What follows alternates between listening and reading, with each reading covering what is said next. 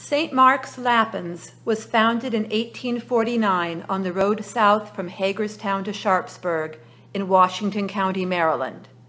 The official founding members were 8 local landowners, all of whom owned slaves. In 1850, these 8 men owned a total of some 53 men, women, and children. It is possible that slave labor was used to mortar the stones, nail the shingles, and fashion the wooden pews at St. Mark's. But there is no doubt that our church was built and furnished using the wealth that came from the slave labor and from the selling of enslaved people. Wanting their slaves to attend church with them, but to sit apart from them, the founders modified the original plans for St. Mark's to include a balcony at the rear of the nave. In the words of the building contract, it was to be 10 feet wide with appropriate benches. African Americans attended the worship services at St. Mark's from the beginning. Of the first 4 children baptized in the summer and fall of 1849, 3, as described in the parish register, were children of color: Martha Elizabeth Howard, Charity Virginia Howard, and John Henry Hawkins. At least 2 of these children were slaves. And at Christmas time that year came the first wedding in the newly built church, the marriage of Jeremiah and Melinda, slaves of Mr. Booth. Melinda would be freed 9 years later with 2 of her daughters. After the Civil War, she and Jerry reunited and lived together again, having many more children.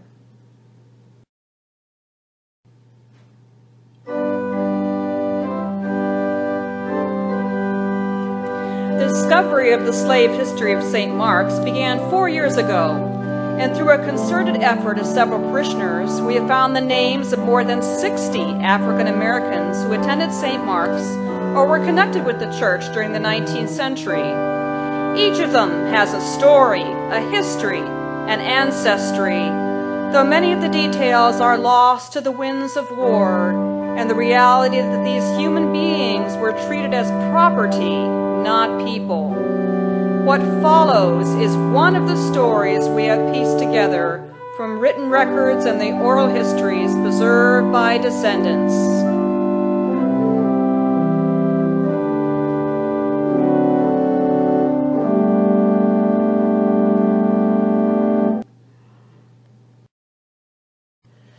Letty Ann Hopewell was the oldest of 12 or 13 children born into a local slave family.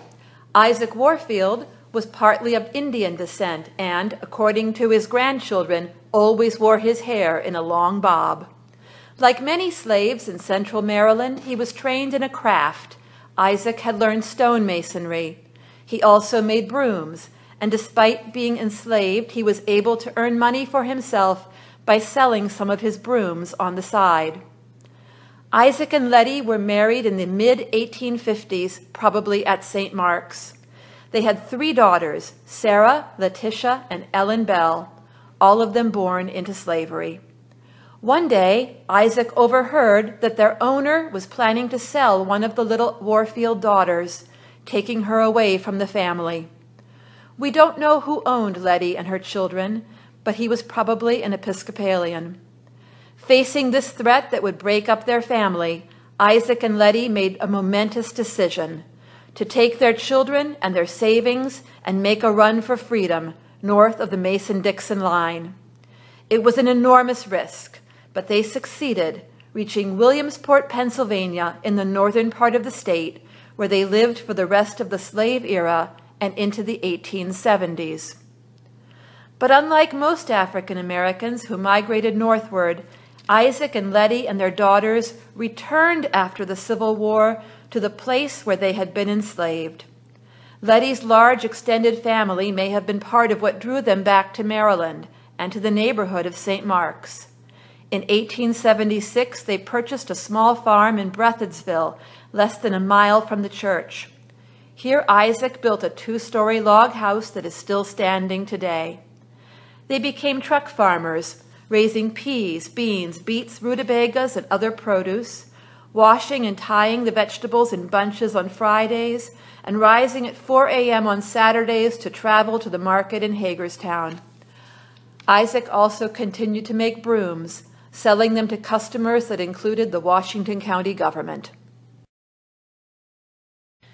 Somehow, a strong bond continued and even strengthened between the Warfields and the extended community of St. Mark's Church. Although Isaac and Letty could not read, they had a family Bible inscribed, "An Easter gift to Isaac Warfield from his friend Elizabeth Wrench, Hagerstown, Maryland, March 25, 1883. The Wrenches were a white family that sometimes attended St. Mark's. Isaac and Letty's daughter, Ellen Bell, married a man named Frank Allen. The 4 Allen children were baptized at the College of St. James by the rector of St. Mark's in 1893. Frank Allen died 5 years later and was buried in St. Mark's churchyard, though his grave is undiscovered and unmarked. Finally, at the age of 75, Isaac was baptized and confirmed at St. Mark's on November 8, 1908. Around the same time, other African Americans were being baptized and described as communicants at St. Mark's. One was Fanny Wade, who was called in the parish register a communicant of this parish. She is buried next to the Warfields in that east portion of the churchyard we now know was the African American section.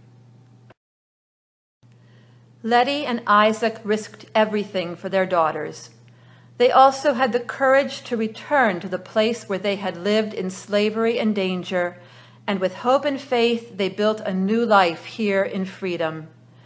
They must have been pleased to see younger generations living in a way that would have been impossible before the Civil War. Their daughter Sarah married a minister. Their grandchildren included a school teacher, a storekeeper, and a railroad porter. And their family has also played a key role in preserving the story of African Americans in Washington County. One of Isaac and Letty's great-grandchildren was Charles Dolman, who, with his wife Marguerite Dolman, founded the Dolman Black Heritage Museum in Hagerstown. The Warfield family heritage is a proud and significant history, which is preserved in part at St. Mark's.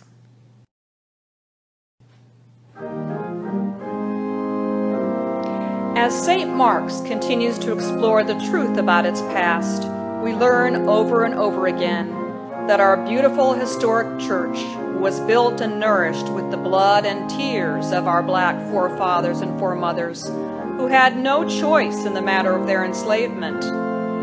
The balcony remains as a symbol and reminder of their segregation, and much of their personal history will never be known.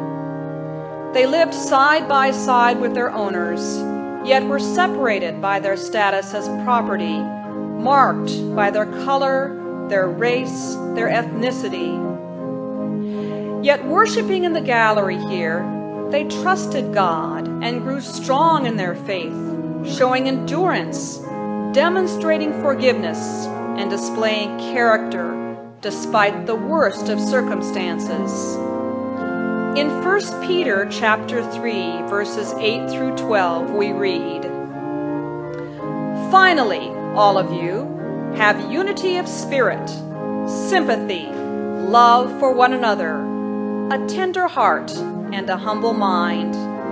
Do not repay evil for evil or abuse for abuse, but on the contrary, repay with a blessing.